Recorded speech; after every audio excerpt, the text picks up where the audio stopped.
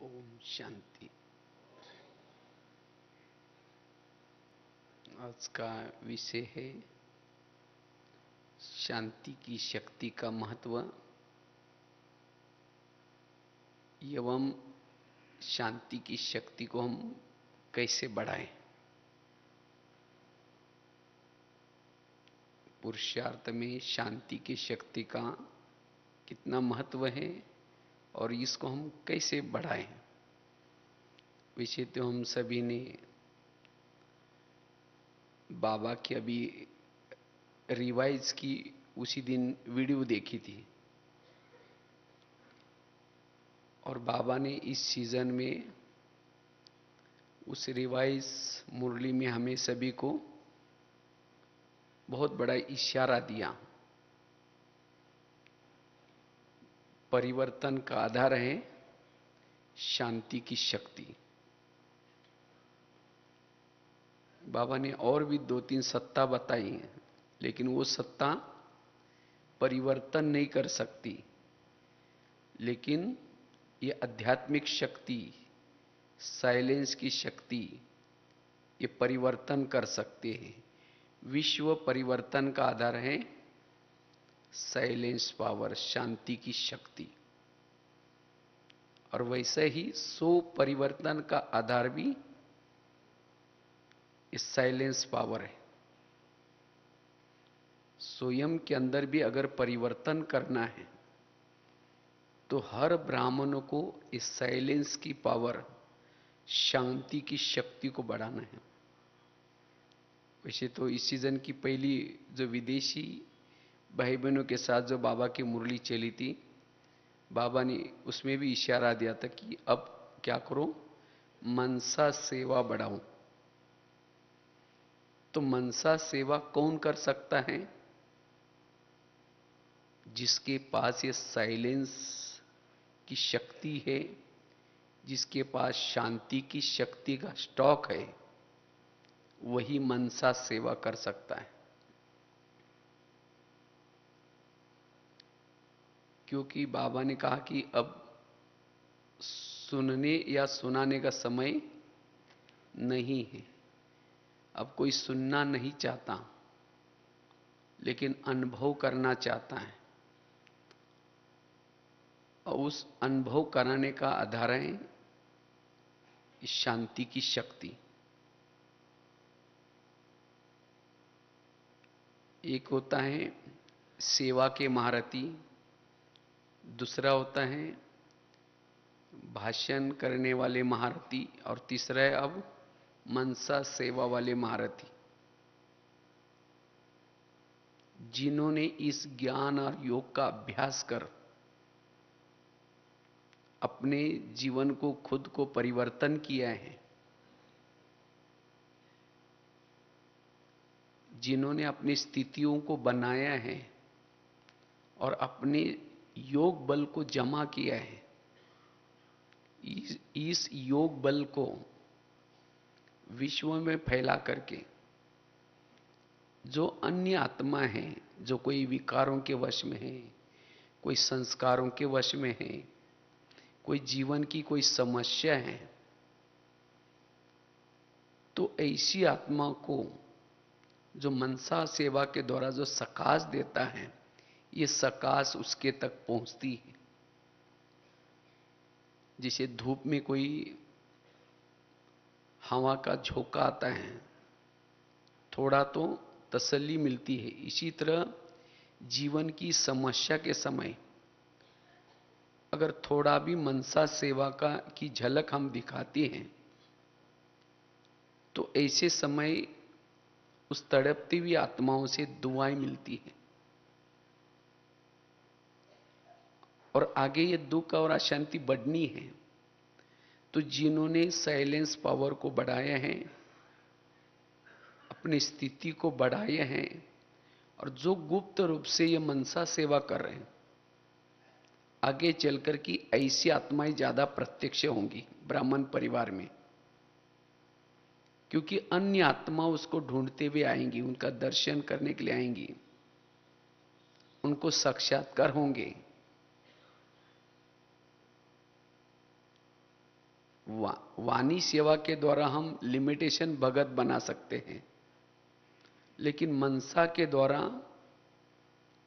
अनेक भगत निर्माण कर सकते हैं, अनेक आत्माओं को सहयोग दे सकते हैं, अनेक आत्माओं की दुआएं ले सकते हैं। इसीलिए बाबा कहते हैं बच्चे ये मनसा सेवा बढ़ाओ, लेकिन उसका आधार है साइलेंस पावर। हम अपने संस्कारों को भी बदल सकते हैं, औरों के संस्कारों को बदल सकते हैं, उनके जीवन में जो समस्या है उस समस्या के समय उनको मदद कर सकते हैं। तो बाबा चाहते हैं अब ऐसी सेवा करें।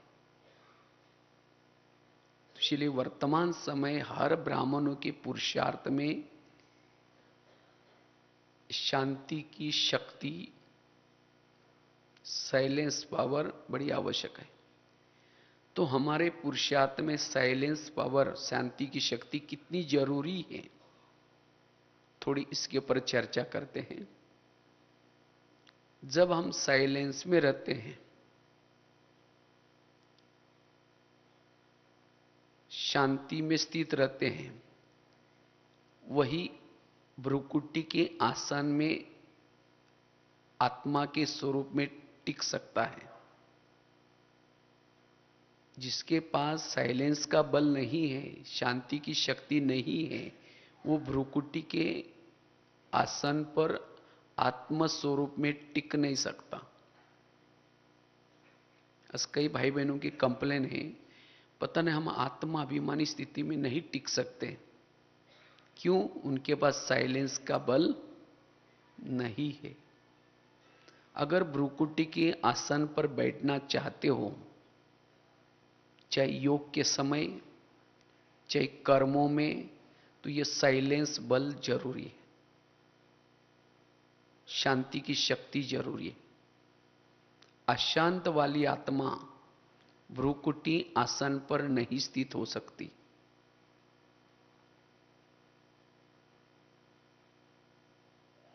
और जो आत्मा अशांत है, मन में कोई ना कोई निगेटिविटी है, ऐसी आत्मा परम धाम में भी अपने आदि स्वरूप में, अनादि स्वरूप में स्थित नहीं रह सकती। अगर अनादि स्वरूप में स्थित रहना है,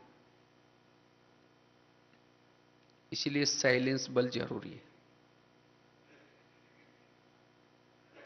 कई कहते परम धाम में भी हम ज्यादा समय रोहन नहीं कर पाते।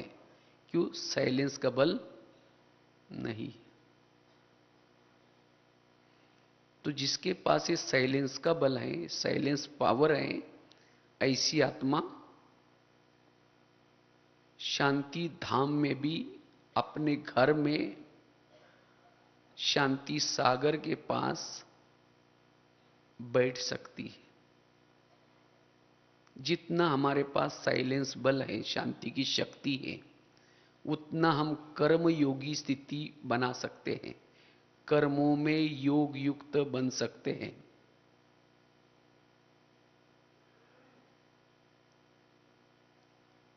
जिसके पास साइलेंस का बल है, उसका टाइम वेस्ट नहीं होगा, हर पल उसका टाइम सफल होगा। ऐसी आत्मा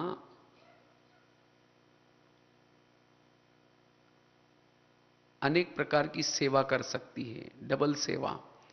हाथों से कर्म कर रहे हैं और साथ में वाइब्रेशंस भी फैला रहे हैं, डबल सेवा होगी।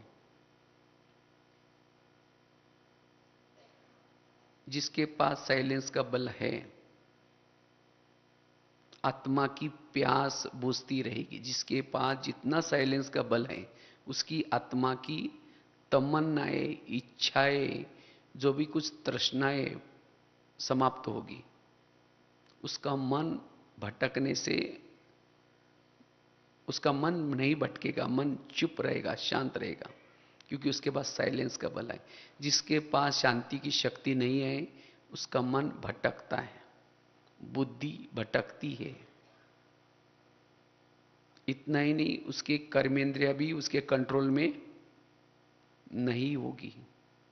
जिसके पास साइलेंस का बल नहीं है, उसकी कर्मेंद्रिया भी उसको धोखा देती रहेगी। इसलिए बाबा कहते बच्चे इस बल को बढ़ाओ। जिसके पास साइलेंस का बल है, वो कोई भी अपने पुराने जो संस्कार है उस संस्कार के वश नहीं होगी। क्यों? साइलेंस बल से आत्मा को अति इंद्रिय सुख मिलता है। जब आत्मा साइलेंस की स्थिति में रहती है, शरीर में एक प्रकार के वेव्स फैलते हैं जिसे अतीन्द्रिय सुख मिलता है। और जिसको यह अतीन्द्रिय सुख मिलता है वो क्षणिक,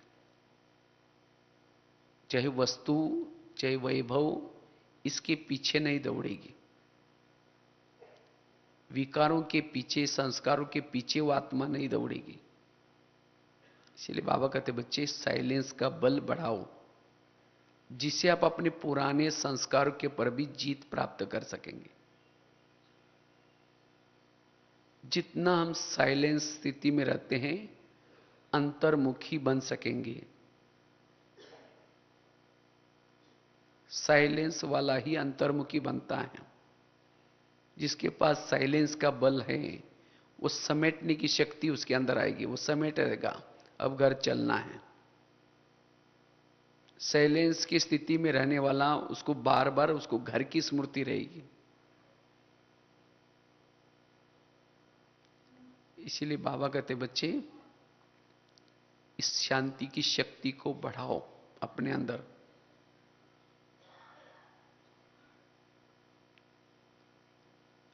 साइलेंस की शक्ति से दिन प्रतिदिन हमारी लाइट हाउस माइट हाउस स्थिति, कर्माती स्थिति आती जाएगी। जितना हम साइलेंस में रहेंगे, कर्मातीत बिंदु रूप स्थिति, बीज रूप स्थिति का आधार भी साइलेंस पावर है। जितना जिन्होंने अपने साइलेंस बल को बढ़ाया, शांति की शक्ति को बढ़ाया, उतना उज्ज्वला स्वरूप स्थिति में स्थित रह सकते हैं। ऐसी आत्मा देखते हुए भी न देखने की अनुभूति कर सकते हैं। जो साइलेंस में रहते हैं उनका साक्षी भाव रहता है, उनके अंदर कंट्रोलिंग पावर, रूलिंग पावर आती है। उसके वाणी में भी बल आएगा, दृष्टि में भी बल आएगा।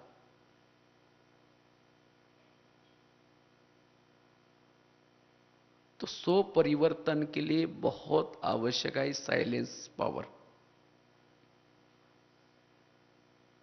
इसीलिए बाबा कहते बच्चे इसको बढ़ाओ। इतना ही नहीं, विश्व परिवर्तन का आधार भी साइलेंस पावर है।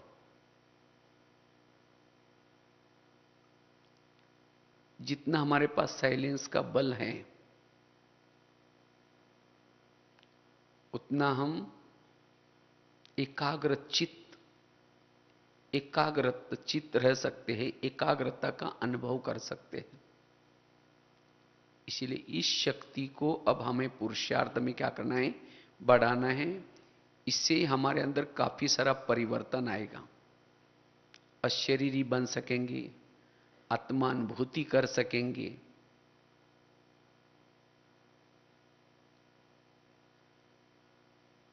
निरंतर योगी बन सकेंगे, ज्वाला स्वरूप योगी बन सकेंगे, उपराम बन सकेंगे। शांति से ही हमारे अंदर वैराग आएगा। जिसने अनुभव किया शांति का, उसको अब हमारा जो वैराग है वो ज्ञान से वैराग है। समझ है कि ये नहीं होना चाहिए, नहीं होना चाहिए। लेकिन जिन्होंने साइलेंस का अनुभव किया, उसका असली वैराग है। और जहां वैराग है वहां त्याग करना भी इजी है। और जहां वैराग है, त्याग है, वहां तपस्या करना भी सरल है। इसलिए बाबा कहते बच्चे इस शांति की शक्ति को बढ़ाते चलो। लेकिन इस शांति की शक्ति को हम कैसे पुरुषार्थ में बढ़ाएं, इतना ये महत्वपूर्ण का अभ्यास है। लेकिन इसको हम कैसे अपने पुरुषार्थ में बढ़ाएं? परिस्थिति विपरीत है। विपरीत परिस्थिति में भी हमारा मन एकाग्र रहे, क्योंकि अशांत कराने वाली भी कुछ बातें हैं। अशांत कराने वाली कुछ समस्या आएंगी, बातें आएंगी, लेकिन विपरीत परिस्थिति में भी हम उस शांति को कभी ना छोड़े, अपने स्वधर्म को कभी ना छोड़े। कौन सी ऐसी बातें आती हैं हमारे जीवन में? समझे कोई अगर आपका अपमान करता है तो मन में क्या हो जाता है? अशांति पैदा होते हैं। क्या क्यों की क्वेश्चन शुरू हो जाते हैं। आखिर उसने मेरा अपमान क्यों किया, मेरे को उसने क्यों बोला? पहले तो खुद के मन में आएगा, फिर दूसरों को भी शेयर करेंगे। मन अशांत हो गया। किसी ने पूछा नहीं, किसी ने सम्मान नहीं दिया, कोई बीमार वाली परिस्थिति आई, कोई कार, हम किसी के रास्ते में नहीं गए, लेकिन उसने जानबूझ करके हमारे लिए कुछ कहा, कुछ किया, कुछ विघ्न डाले, कुछ हमारे लिए किसी के प्रति भावना बिगाड़ दी, कुछ हमारे जाकर के बातें सुना करके। तो इसी हर एक के सामने परिस्थिति आती है। तो ऐसे परिस्थिति में भी हम शांति में स्थित रहे। ऐसे विपरीत परिस्थिति में हमारा मन संकल्प विकल्प ना करे। परिस्थितियां विपरीत हो, ऐसे समय में भी हमारा मन असोच स्थिति में रहे, शुभ भावना वाला रहे, दुआएं देने वाला रहे, मन में निगेटिव सोच ना चले, तब जाकर के हमारी वो साइलेंस मेंटेन हो सकती है। तब हमारे पास शांति की शक्ति जमा हो सकती है। जिसको ही बाबा ने भी पिछले सीजन में कहा था, बच्चे हर परिस्थिति में निर्विघ्न बनो। और बाबा ने कहा था कि जब निर्विघ्न बनेंगे, अगले सीजन में जब मैं आऊंगा तो बाबा ने कहा कि दिल पसंद सभा में मैं मिलूंगा। तो बाबा दिल पसंद सभा किसको कहते हैं? जो निर्विघ्न है। क्योंकि निर्विघ्न वाले ही शांति में रह सकेंगे, वही दूसरों को शांति दे सकेंगे, वही वायुमंडल बना सकेंगे।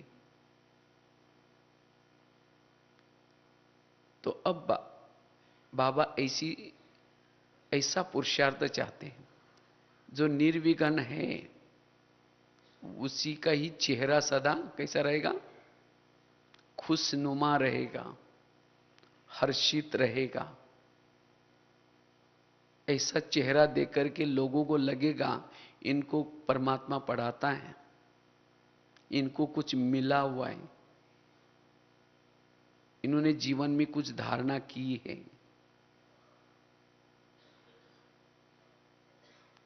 तो इसलिए विपरीत परिस्थिति में भी हमारा मन सदा असोच रहे, और तब हम अशरीरी का अनुभव, विधेयी स्थिति का अनुभव, कर्मातीत बनने का अनुभव कर सकेंगे। तब हम बाप समान बन सकेंगे। बाप समान अर्थात जैसे बाबा शांति का सागर है, तो अब यहां हम भी मास्टर शांति के सागर बन करके शांति का स्वरूप बन करके शांति फैला सकेंगे। तब औरों के ऊपर दया कर सकेंगे, औरों के भूलों को क्षमा कर सकेंगे, अपकार पर भी उपकार कर सकेंगे। यह है बाप समान की स्थिति। तो हम कौन सा ऐसा पुरुषार्थ करें जिससे हमारी विपरीत परिस्थिति में भी शांति बनी रहे? उसके लिए 5-6 बातें, क्योंकि शांति कुछ बातों का रिजल्ट है। केवल हम कहने से शांत नहीं बनेंगे, लेकिन अगर कुछ बातें, जो बातें हमारे मन को संकल्प चलाने के निमित्त बनाती है, अगर उन बातों के ऊपर हमारा ध्यान है, तब हमारी शांति बनी रहेगी। जिसको बाबा कहते बच्चे, मन को कंट्रोल करो। सबसे पहली बात है सहन शक्ति। सहन शक्ति से ही शांति होगी। अगर मेरे पास सहन शक्ति की कमी है, उसको शांति नहीं होगी।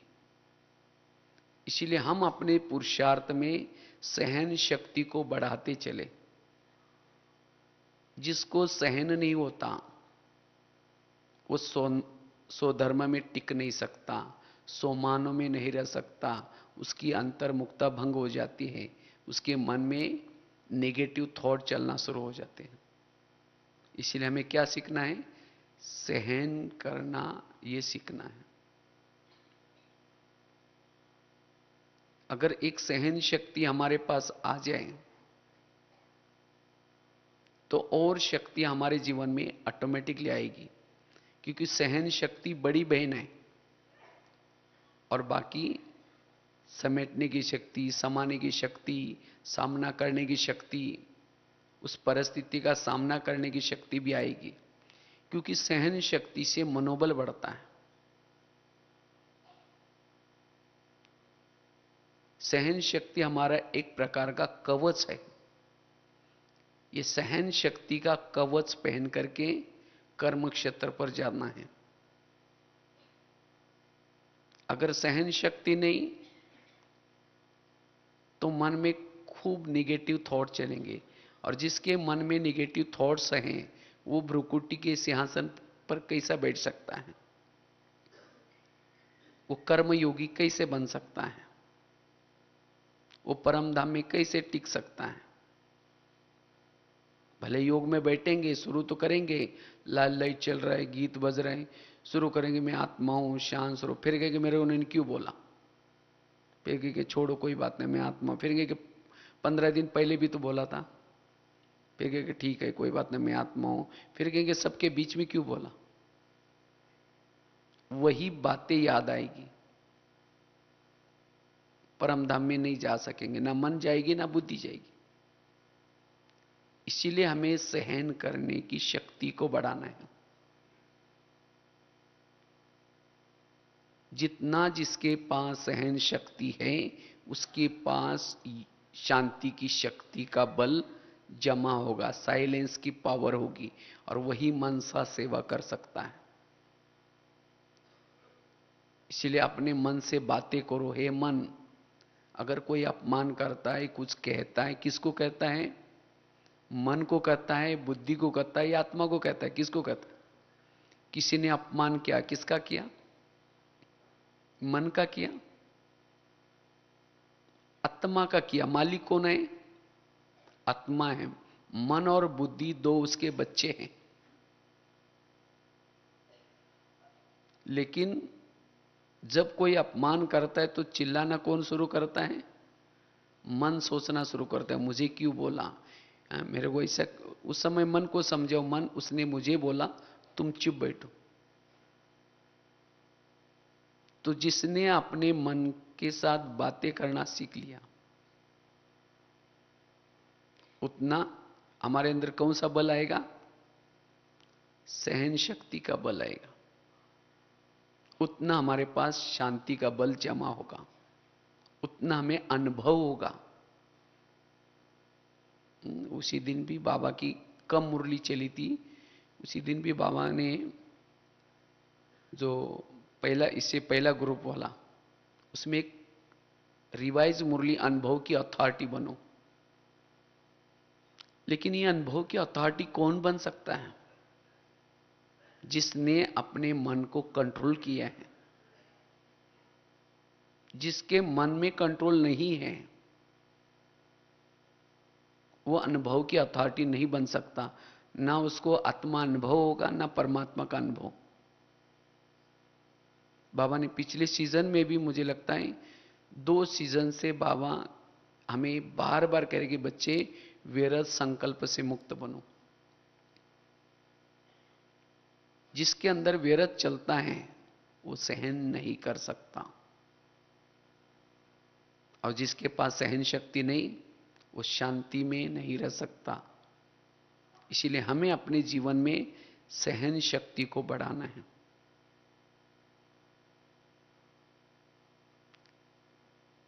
दूसरी बात है, अगर हमें शांति की शक्ति को बढ़ाना है, ड्रामा के ऊपर विश्वास रखने की जरूरत है।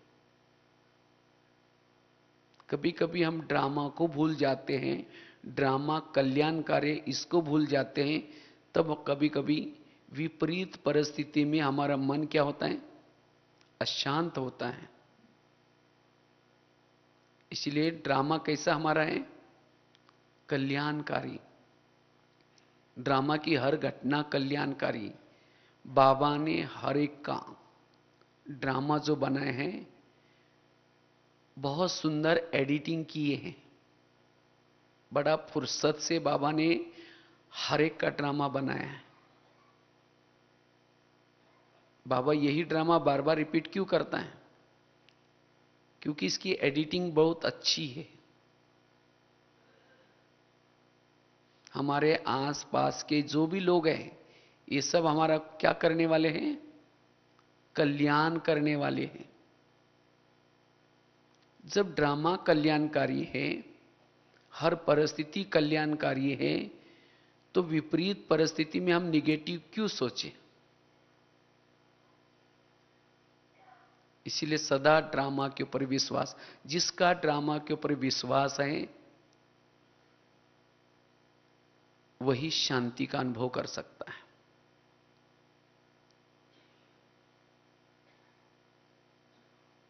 हमारे आसपास के जो भी लोग हैं वो सब कल्याण करने वाले हैं।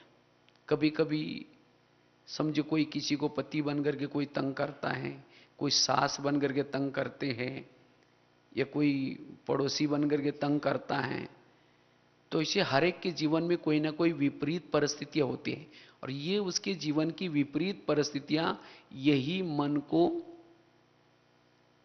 निगेटिव सोचने के लिए मजबूर करती हैं। हम चाहते नहीं हैं, लेकिन तो भी अगर कोई कुछ ऐसी विपरीत परिस्थिति निर्माण करता है तो हम कहते हैं ये मेरे साथ ऐसा क्यों करता है, मेरे लिए ऐसा क्यों करता है। लेकिन ये परिस्थितियां हमें कल्याण की तरफ लेके जाने वाली है। अब समझो कोई माता जी है, उसका अपना पति शराबी है, उसकी विपरीत परिस्थिति क्या है? उसका पति शराबी है, मारता है, पीटता है, झगड़ा करता है, और उस माता जी के मन में अशांति है। उसको देखते ही उसको मन में बार बार आता है कि ये क्यों पी के आता है, फिर ऐसा करता है, फिर ये करता है। रहना तो उसके साथ में रहना है, छोड़ के तो नहीं जाना, लेकिन तो भी उसको देखते ही उसको क्या हो रहा है? मन में निगेटिव विचार आ रहा है। उसको दुआ देने के बजाय और उसके लिए निगेटिव सोच रहे हैं। इससे और वो तंग होगा और शराब पिएगा।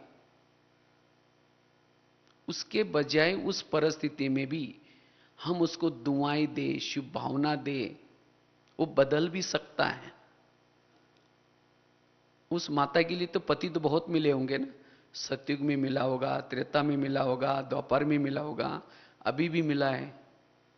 हर जन्म में पति, अच्छे अच्छे पति मिले हैं।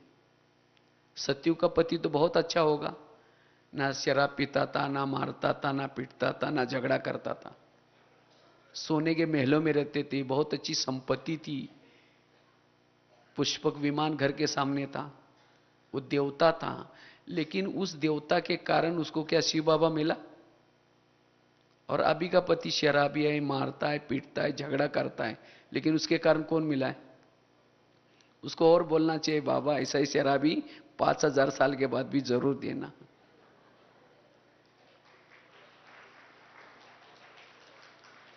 तब ऐसे शराबी के साथ भी बहुत प्यार से रहेगी, वो भले कुछ भी करे तो भी वो, उसकी भावना उसकी बिगड़ेगी नहीं। और तब उसका प्यार देख करके, उसका स्नेह देख करके वो शराबी भी शराब पीना भी छोड़ देगा, वो बदल देगा। इसीलिए सचमुच हमारा ड्रामा बड़ा कल्याणकारी है। हम बहुत अच्छे अच्छे गली में रहे होंगे, अच्छे अच्छे शरीरों में भी रहे होंगे, लेकिन संगम युग का हमारा जो कुछ है सब कैसा है? बड़ा कल्याणकारी है। इसलिए बाबा कहते बच्चे, विपरीत परिस्थिति में भी वाह ड्रामा वाह, वाह बाबा वाह निकले। तो जिसके मन में वाह ड्रामा वाह, वाह बाबा वाह निकलता है, वही विपरीत परिस्थिति में भी सोमान में रह सकता है, स्वधर्म में रह सकता है, अपने मन के थॉट्स को बचा सकता है। इसीलिए हमें ड्रामा के ऊपर विश्वास। तीसरी बात है, अगर हमें शांति की शक्ति को बढ़ाना है, विपरीत परिस्थिति में भी शांत रहना है, इसके लिए आत्माभिमानी स्थिति में रहने का अभ्यास।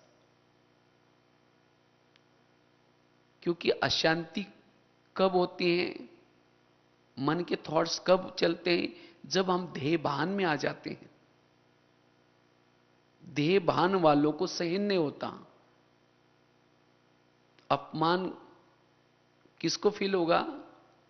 देह भान वालों को होगा। मुझे उसने पूछा नहीं, मुझे उसको मान नहीं दिया, ये देह अभिमान के कारण। अगर हम आत्माभिमानी स्थिति में हैं तो सारे दिन में आने वाली विपरीत परिस्थिति में भी हम कैसे रहेंगे? शांत रहेंगे। इसीलिए हमें आत्माभिमानी बनने का पुरुषार्थ करें। आत्माभिमानी स्थिति का रिजल्ट है शांति की शक्ति। जितना हम आत्म स्वरूप में रहेंगे उतना मन चुप रहेगा, स्थिर रहेगा। जैसे घर में कोई बड़ा होता है तो छोटों को सोचने की कोई जरूरत नहीं है, वो कहते पापा जी बैठे हैं, हमारे बॉस बैठे हैं। इसी तरह शरीर रूपी घर में अगर आत्मा का भान है तो मन को सोचने की कोई जरूरत नहीं, मन चुप रहता है। अगर जब आत्मा का भान नहीं होता, जब देह का भान होता है, तो मन को चिंता लगती है कि ये क्या होगा, कैसे होगा। जैसे लगता है कि मन को लगता है मैं जवाबदार हूं, और यही हमारी अशांति का कारण है। इसके कारण मन में नेगेटिव विचार चलते हैं, मन अशांत होता है। इसीलिए बाबा कहते बच्चे, देही अभिमानी बनो। तो मेरी ये आत्माभिमानी स्थिति नेचुरल बनी रहे, इसके लिए बाबा ने कई साधन दिए हैं। खान पान शुद्ध, पवित्रता की धारणा, ईश्वरीय नशाओं का अभ्यास, अमृत वेले का योग, क्लास के पहले का योग, ये मुरली, ये सब बातें हमारे इसीलिए हम करते हैं। इससे हमारी स्थिति कौन सी बनेगी? आत्माभिमानी स्थिति। जितना आप अमृत वेला ठीक ठाक आंखें खोल करके, अच्छा स्वरूप में होकर के, नशे में अगर योग करेंगे तो आत्मा को बल मिलेगा। और जब आत्मा को बल मिलेगा तो सारा दिन नेचुरल आपकी भ्रूकुटी में आत्म ज्योति जागृत रहेगी, आत्माभिमानी स्थिति रहेगी। और जो आत्माभिमानी स्थिति में रहता है, वो कोई कुछ भी कहता है तो भी उसका मन चुप रहेगा, शांत रहेगा। उसको पता है कि आत्मा बैठा है, मतलब आत्मा के स्वरूप में है, तो कोई संकल्प विकल्प नहीं चलेंगे। इसीलिए हमें ये जो पुरुषार्थ हैं, अमृत वेला का, मुरली ठीक ठाक सुनने का, क्लास के पहले आकर के अच्छी तरह जागरूक होकर के योग करने का, अपनी पवित्रता को मेंटेन रखने का, ये बातों के ऊपर हमारा ध्यान है, तब हमारी आत्माभिमानी स्थिति रहेगी। अगर थोड़ी भी इन बातों में हम अल्लस अलबेलापन आ जाते हैं, अमृत वेला ठीक नहीं किया, मुरली ठीक ठाक नहीं सुनी, क्लास के पहले योग नहीं किया, तुरंत हमारा देहभान जागृत होता है, और देहभान वालों को फिर उसके संकल्प विकल्प चलेंगे, इससे हमारी शांति भंग होगी। फिर हम ये ना मनसा सेवा कर सकेंगे, ना वाइब्रेशंस फैला सकेंगे। इसलिए आत्माभिमानी स्थिति को बनाकर रखना है। तो कितनी बातें बताई? पहली बताई, सहन शक्ति को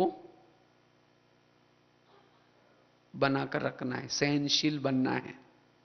दूसरी बात बताई, हाँ, ड्रामा के ऊपर विश्वास। और तीसरी बात है आत्माभिमानी स्थिति। चौथी है, हमारी वृत्ति अगर शांति को बनाकर रखना है, साइलेंस पावर को बढ़ाना है, तो हमारी वृत्ति शुद्ध, क्लीन और क्लियर चाहिए। वृत्ति, अगर वृत्ति में कुछ निगेटिविटी है, वो कभी भी शांति में नहीं रह सकता। वृत्ति, एक व्यक्ति के प्रति भी अगर वृत्ति में अंदर कुछ घुसा हुआ है नेगेटिव, वो आत्मा कभी भी शांति में नहीं रह सकती। इसीलिए चाहे कुछ भी हो जाए, हम अपनी वृत्ति को शुद्ध रखना है। वृत्ति कैसी बनती है? सोचने से वृत्ति बनती है। अगर किसी व्यक्ति के प्रति अगर आप निगेटिव सोचेंगे, तो आपकी वृत्ति भी उसके लिए कैसी बनेगी? निगेटिव। अगर वृत्ति निगेटिव है, उस व्यक्ति को सामने देखते ही आपका वायुमंडल भी निगेटिव फैलेगा। आप साइलेंस में स्थित नहीं रह सकते, स्वधर्म में टिक नहीं सकते, अंतर्मुखी नहीं बन सकते। न चाहते हुए भी आपका मन बोलना शुरू करेगा। भले मुख नहीं बोलेगा, लेकिन मन बोलता है, ये ऐसा है, ये ऐसा है, इसने ऐसा किया। मन बोलना शुरू करता है। इसीलिए अपनी वृत्ति को कैसे बनाना है? पॉजिटिव। अगर किसी के लिए मेरी वृत्ति निगेटिव बनी है, तो अब हमें क्या करना है? अपने मन से बात करके उस व्यक्ति के गुणों को देख करके। अभी दादी जी क्लास कर रहे थे, दादी ने बहुत अच्छी एक बात कही, क्या करो? गुणों की चोरी करो। क्या करो? गुणों की चोरी करो। वैसे तो हम सभी को बाबा ने क्या बनाया? हंस बनाया। सभी हम कौन है? होली हंस है। और जो हंस वाला है, सबके गुण देखता है, उसके बुद्धि में ही ज्ञान टपकता है, उसके बुद्धि में ही पॉजिटिव चिंतन चलता है। थोड़ा भी मैंने अगर किसी का नेगेटिव देखा, किसी के अवगुण देखा, वृत्ति भी नेगेटिव बन जाएगी और उसके बुद्धि में ज्ञान नहीं बैठेगा। जैसे स्कूल कॉलेज में एक बहुत सुंदर चित्र दिखाया जाता है, सरस्वती मां किसके ऊपर बैठी है? हंस के ऊपर बैठती थी। ये चित्र हमें बहुत बड़ी शिक्षा देता है। पानी के अंदर हंस तैर रहे, सरस्वती मां उसके ऊपर बैठी है। अगर कोई छोटा बच्चा जाकर बैठेगा तो क्या हो जाएगा? हंस भी डूब जाएगा और बच्चा भी डूब जाएगा। और सरस्वती मां का तो वजन तो 50-60 किलो तो होगा ही। तो वास्तव में चित्र हमें बहुत बड़ी शिक्षा देता है। अगर सरस्वती को बुद्धि में बिठाना है, ज्ञान को बुद्धि में बिठाना है, तो क्या बनो? हंस। हंस अर्थात सबके गुण देखना, सबके गुणों को। बाबा ने जिस गुण को देख करके किसी को चुना है, उसको देखना। और जब सरस्वती प्रसन्न हो जाएगी, सरस्वती बड़ी बहन है, अगर वो प्रसन्न हो जाएंगी तो उसकी बाकी जो बहनें हैं कौन सी, लक्ष्मी, दुर्गा, संतोषी मां, सब देवियां आएगी। इसीलिए स्कूल कॉलेज में और किसी की पूजा नहीं करते, पूजा किसकी करते हैं, सरस्वती की। इसी तरह हम भी सभी यूनिवर्सिटी में पढ़ रहे हैं, तो हमें भी किसको पुकारना है, सरस्वती को पुकारना। मतलब चिल्लाने की जरूरत नहीं। स्कूल में जैसे कहते थे ना, हे चार दे मां, हमें तार दे मां, ऐसे ज्ञान दे मां, लेकिन हमें हंस बनना है बस। अगर हम हंस बन करके बैठते हैं तो सरस्वती क्या करेगी, बुद्धि में बैठेगी। और जब सरस्वती बैठेगी तो बाकी सभी बहनें भी आ जाएंगी। इसीलिए बाबा कहते, बच्चे हमारा पुरुषार्थ है गुण देखना। जो गुणों को देखता है उसकी वृत्ति शुद्ध है, और जिसकी वृत्ति शुद्ध है वही साइलेंस में रह सकता है। कौवे के ऊपर सरस्वती मां क्यों नहीं बैठी, क्योंकि कौवा कैसा है, काला। काला अर्थात अंदर कुछ बाहर कुछ। अगर वो कौवे वाली वृत्ति हमारी है, कोई बहन या भाई सामने नहीं आए और दो चार जन मिले उसकी बुराई करे, वो ऐसा है वैसा है, और अचानक आया तो क्या कहेंगे, अभी अभी हम आपको याद करे थे। पीछे से तो बुराई कर रहे हैं और सामने कहेंगे आपको याद कर रहे थे। मुख में राम बगल में, ऐसी आत्मा शांति में स्थित नहीं रह सकती, स्वधर्म में टिक नहीं सकती। इसलिए वृत्ति हमारी शुद्ध रहे, क्लीन और क्लियर रहे। आज हमारे वास्तव में अशांति का कारण है निगेटिविटी। किसी की बातों को हम निगेटिव देखते हैं, कोई अगर सुनाता है तो सुनते हैं। अगर कोई आकर के आपको किसी बहन के बारे में, सेंटर के बारे में, मधुबन के बारे में अगर कोई सुनाता है तो क्या करना है, घर में कोई कचरा ला करके डालेगा तो क्या करेंगे, हाँ कहेंगे और हमारे जहां पूजा होती है वहां डाला करो, ऐसे बोलेंगे। तो ऐसे हमें अपनी वृत्ति को शुद्ध रखना है, और जिन्होंने अपनी वृत्ति को शुद्ध रखा, क्लीन और क्लियर रखा, वही साइलेंस पावर को बढ़ा सकता है। और लास्ट की बात है, अगर हमें साइलेंस पावर बढ़ाना है, इसके लिए निगेटिव बातों को क्या बना दो, पॉजिटिव। जीवन में आने वाली हर निगेटिव बातों को क्या बना दो, पॉजिटिव। बातें आएंगी, परिस्थितियां आएंगी, लेकिन क्या बना दो, पॉजिटिव। जितना उस बात को पॉजिटिव रूप में लेते हैं तो उतना वो बातें आपको मन में चिंतन करने नहीं देगी। अगर आपका कोई परचिंतन करता है तो क्या सोचो, परचिंतन नहीं किया, इन्होंने मेरा कीर्तन भजन किया। संगम, अगर यहां कोई परचिंतन नहीं करेगा तो कीर्तन भजन कैसे करेंगे। इसीलिए बाबा कहते बच्चा, अगर कोई कुछ कहता भी है तो क्या करो, बाबा ने ना ग्लानि करने वालों को भी क्या लगा दो, गले लगा दो। आज कईयों को क्या लगता है, हमने बहुत इसको सहयोग दिया, हमने उसको ये किया, फिर भी मेरे लिए ऐसा क्यों करता है। आज बाबा ने देखो, बाबा ने आकर के हमें पढ़ाया, देवी देवता बनाया, सतयुग में गए, तो जब सुखी रहे तो बाबा को याद किया। तो बाबा को लगा कि देखो मैंने इन बच्चों को पढ़ाया, लायक बनाया, देवता बनाया, और मुझे अभी पूछते ही नहीं। तो भी बाबा क्या किया, अपने इसमें रहे। इतना ही नहीं, दोपहर में उसी के मंदिर में जाकर के क्या किया, ढोल बजा बजा करके ग्लानि की है भगवान, तुम कुत्ते में, बिल्ली में, टिक्कर में। तो बाबा ने गाली को क्या समझा, ये गाली नहीं दे रहे, मेरा भजन कर रहे हैं। वो गाली को भी क्या समझा, भजन समझ करके बाबा ने क्या किया, निगेटिव को क्या बना दिया, पॉजिटिव। अब ये भी नहीं सोचा जब मैं नीचे जाऊंगा, जिन्होंने गालियां दिया उनको कभी मैं देवता नहीं बनाऊंगा। पिछले कलम में देवता बना करके फंस गया था। अभी जब नीचे जाऊंगा नए लोगों को ढूंढूंगा। सोचा, जब वो ऊपर से आता है ग्लानि करने वालों को क्या करता है, गले लगाता। और इसीलिए वो शांति का सागर है, और इसीलिए वो बिंदु स्वरूप में स्थित है। इसी तरह अपकार करने वालों के ऊपर भी हमें क्या करना है, उपकार, दया का गुण, क्षमा का गुण, और वही शांति में रह सकता है। और जो शांति में रह सकता है वही आत्मानुभूति कर सकता है, परमात्मानुभूति कर सकता है, वही वाइब्रेशन फैलाने की सेवा कर सकता है। तो स्वयं के परिवर्तन के लिए, विश्व परिवर्तन के लिए अब हमें साइलेंस बर्ड को बढ़ाना है।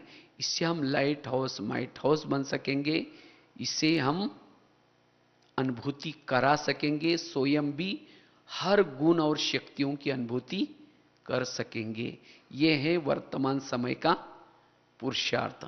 तो इसके लिए ये 5 बातें आपको सुनाई। एक तो शांत सहन शक्ति को बढ़ाना है, ड्रामा के ऊपर विश्वास रखना है, तीसरी बात बताए आत्माभिमानी बनना है, चौथी बताई अपनी वृत्ति को शुद्ध बनाना है, इसीलिए गुणग्राही बनना है, और 5वीं बात निगेटिव को क्या बनाना है, पॉजिटिव, ताकि हमारा मन साइलेंस में रहे, मन चुपचाप रहे। और जिसका मन चुप रहता है उसका अंदर से इस साइलेंस बढ़ेगा, और आगे चल करके विनाश काल में हमें बहुत सेवा करनी है मनसा के द्वारा, अभी भी करनी है। तो ये मनसा सेवा के लिए हमें साइलेंस बल बड़ा काम आएगा। ओम शांति। शांति की शक्ति से शांति जग में लानी है। शांत मन हो तन हो शीतल, शांत मन हो तन हो शीतल, ऐसी दुनिया बनानी है शांति की शक्ति से। ओम शांति। आज का विषय है शांति की शक्ति का महत्व एवं शांति की शक्ति को हम